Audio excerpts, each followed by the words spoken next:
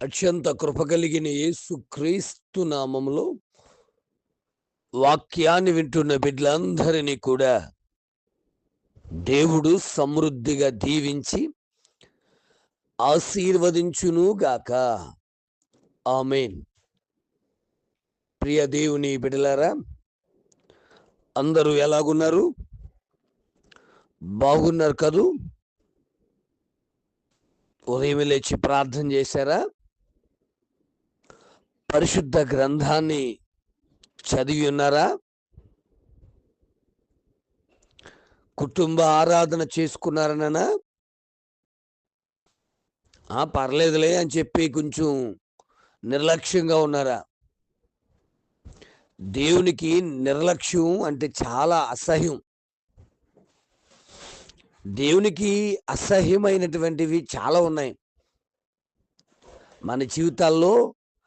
ఆయనకి ఇష్టము కాని వాటిని మనం విడిచిపెట్టినట్లయితే దేవుడు మనలను ఆశీర్వదించేవాడై ఉన్నాడు. ఆయనకి ఏమి ఇష్టం కాదు అని మీరు ఆలోచన చేస్తే, మనిషికి కొంచెం వస్తే చాలు గర్వం వచ్చేస్తూ ఉంటుంది. అలనాడు లూసిఫర్ అనే దేవదూత కూడా కిందకు పడద్రోయబడడానికి కారణం గర్వమే. గర్వ హృదయులందరూ యెహోవాకు హేయులని సామెతల గ్రంథం 16వ అధ్యాయము 5వ వచనంలో రాయబడి ఉంది. బిడా, ఆ గర్వమే మనలను కొన్నిసార్లు మందిరానికి వెళ్ళనకుండా చేస్తుంది. ఆ గర్వమే మనలను దైవజనుని మాట వినకుండా చేస్తుంది.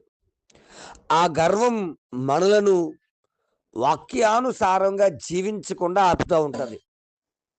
దైవజనాంగమా, ఆలోచిస్తున్నారా? కాబట్టి గర్వ హృదయులందరూ యేసయ్యకు హేయమైన వారు. ఈరోజు నీ జీవితంలో గర్వం ఉందేమో, వాటిని విడిచిపెట్టడానికి ఒక నిర్ణయం తీసుకో.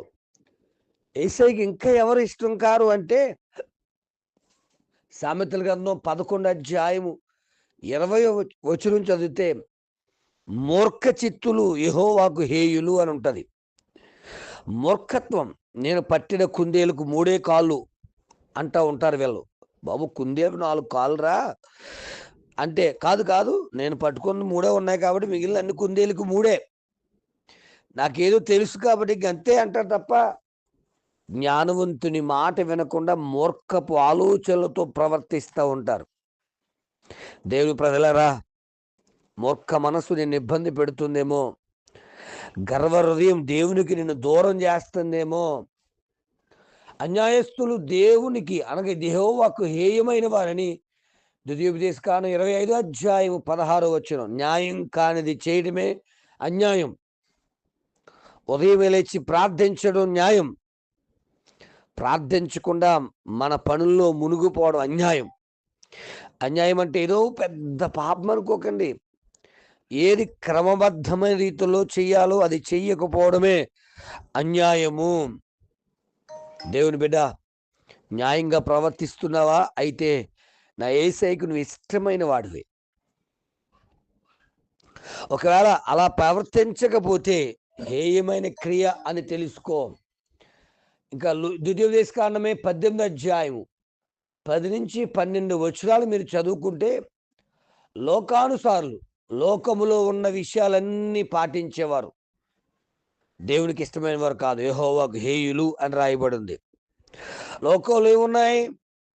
నేత్రాశ, శరీరాశ, జీవపడంబం. వీటిల్లో పడిపోయి ఈ రోజున దేవుని ప్రేమకు దూరం అయిపోతున్నారు. చూడండి ఎన్ని విషయాలు వచ్చాయి ఇప్పటికి.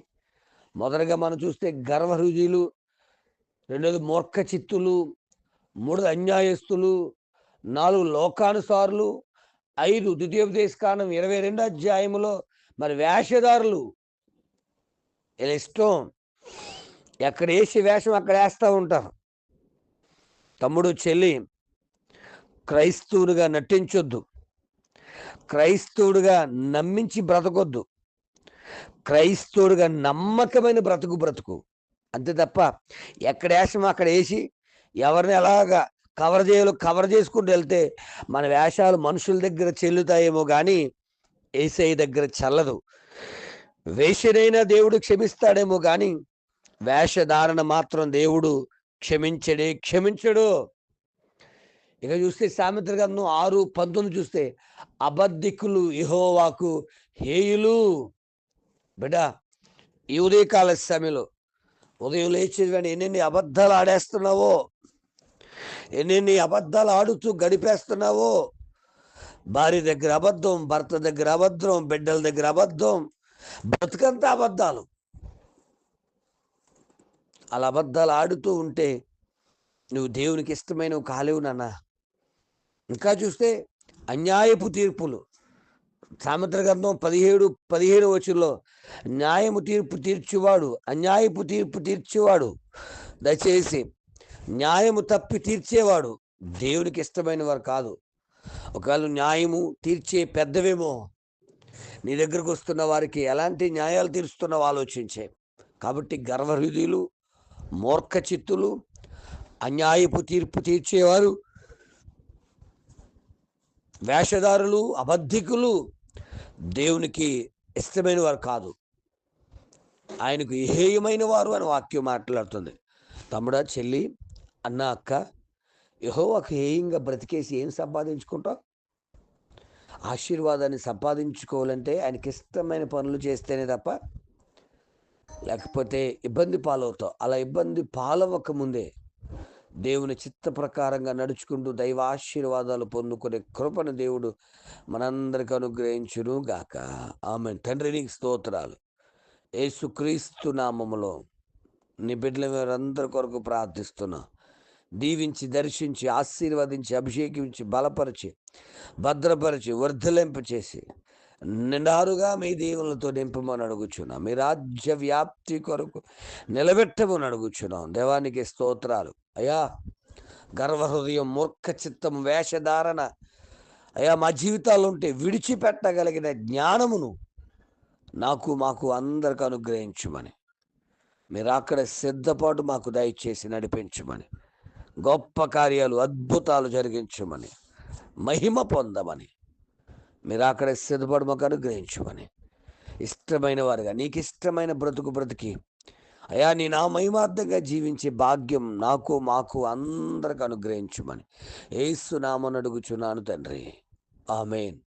ప్రార్థన అవసరం కొరకు సెల్ నంబర్ 9866958571. ప్రభు కృప మీకు తోడుగా ఉండును గాక. ఆమేన్.